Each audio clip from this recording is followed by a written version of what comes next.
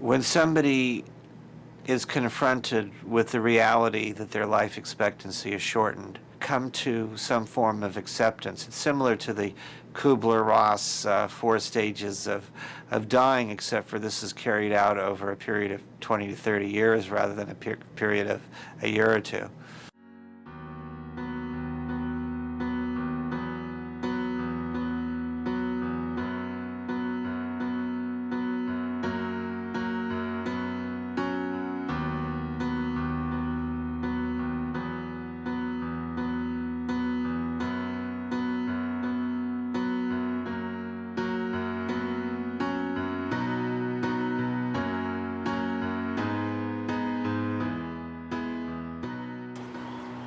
Dear Makana and Atia, I'm writing this letter to you because I know my health is failing.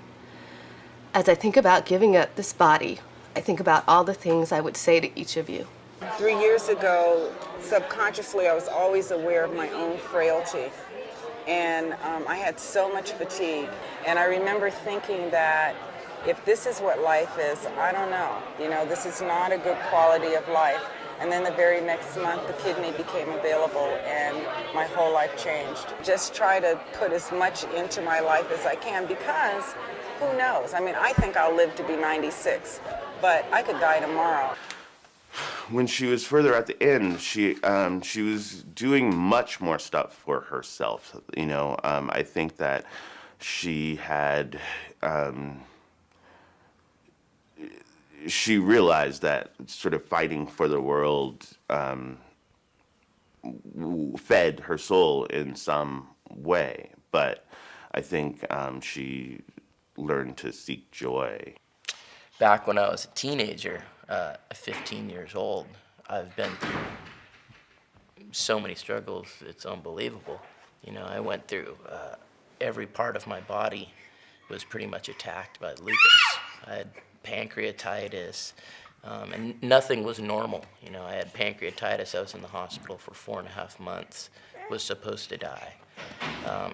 My appendix burst after getting pulsed with like a steroid IV because they thought that that would help my kidneys. So my appendix burst, but it had burst and it started to form abscesses. And so I ended up being in the hospital for 6 weeks, and I almost died just from appendicitis. There's always times in people's lives where, you know, you're sad or you feel like, oh my gosh, am I gonna be around here to see my daughter graduate from high school or graduate from college or get married or, you know, do the things that normal parents get to do. You have to come to grips with the fact that, hey, maybe I won't. You know, maybe I won't be around. And, but, you know, I just pray to God that I will. And while I'm here, to make an impact in others' lives. The impact that it's had on me watching Brian go through this and watching his wife go through this with him has been that it makes death very real to you, because when you are at our age and you have young kids, that's just death is the furthest thing from your mind. But it's made death very real to me.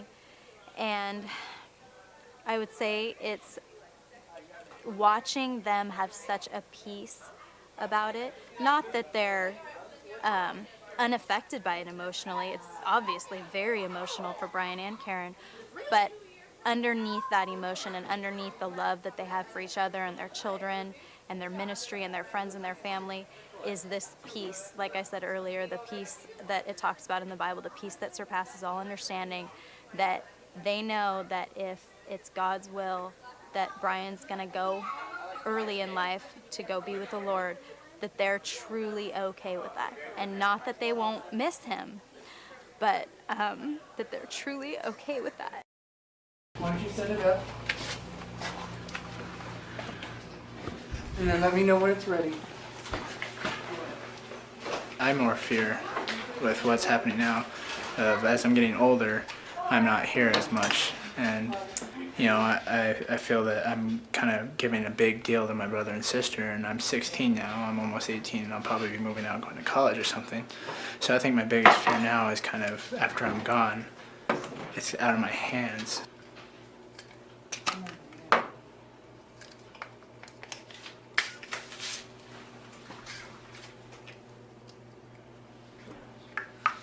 Okay, Mom, it's ready.